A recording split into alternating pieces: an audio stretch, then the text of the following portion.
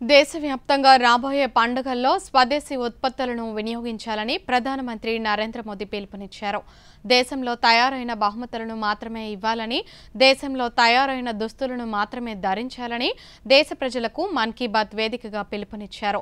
ఈ నేపథ్యంలో చేనేత వస్త్రాలకు పెరుగుతున్న ఆదరణపై దూరదర్శన్ అందిస్తున్న ప్రత్యేక కథనాన్ని ఇప్పుడు చూద్దాం.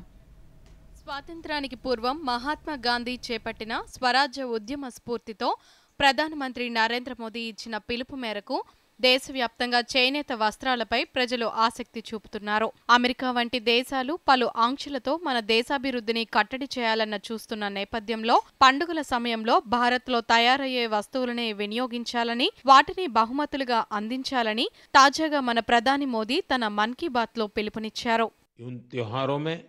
आपको स्वदेशी की बात कभी भी भूलनी नहीं है। उपहार वही जो भारत में बना हो, पहनावा वही जो भारत में बुना हो, सजावट वही जो भारत में बने सामान से हो, रोशनी वही जो भारत में बनी झालरों से हो, और भी ऐसा बहुत कुछ।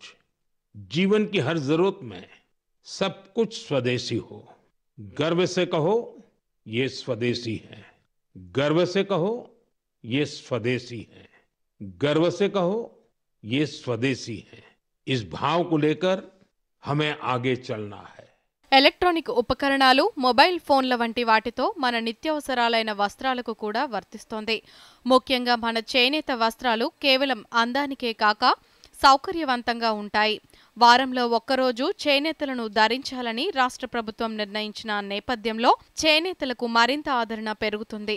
ఈ చేనేతల్లో పవర్లూమ్స్ పై నేసిన దుస్తుల కన్నా రసాయనాల వినియోగం తక్కువగా ఉండటం, నాణ్యమైన పత్తి, రంగులు వినియోగించడం వల్ల ఇవి చర్మ వ్యాధుల వ్యాప్తిని కూడా నిరోధిస్తాయి. ఇప్పుడు హ్యాండ్లూమ్ వచ్చేసరికి దాదాపుగా 90% అన్ని ఒరిజినల్సే వాడతాం. మెటీరియల్ ఏది చెప్తాం అదే ఉంటుంది హ్యాండ్లూమ్లో. పవర్లూమ్లో వచ్చేసరికి ఇప్పుడు 20,000 రూపాయలు కంచి పట్టు చీర ఉందనుకోండి, మీకు 1000 రూపాయలు కూడా వస్తుంది. మెటీరియల్ మొత్తం మార్పు. ఇప్పుడు 500 రూపాయలకే 1000 రూపాయలకు కూడా కంచి పట్టు చీర వచ్చేస్తుంది.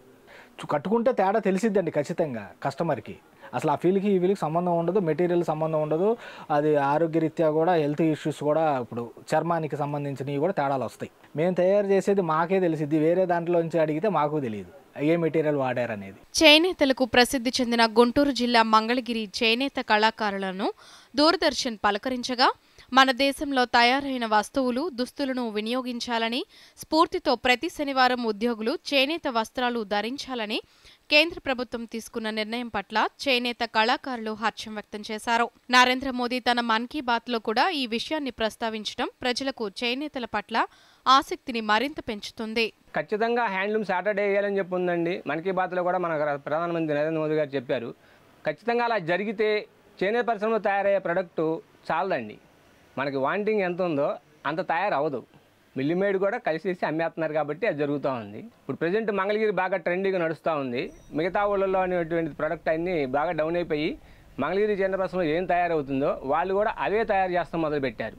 ఫ్యాన్సీ ఐటమ్స్ కానీ మిల్లిమేడ్ కూడా మంగళగిరి పట్టు చీర అని చెప్పని కొన్ని యూట్యూబ్ ఛానల్లో చెప్పేస్తున్నారు.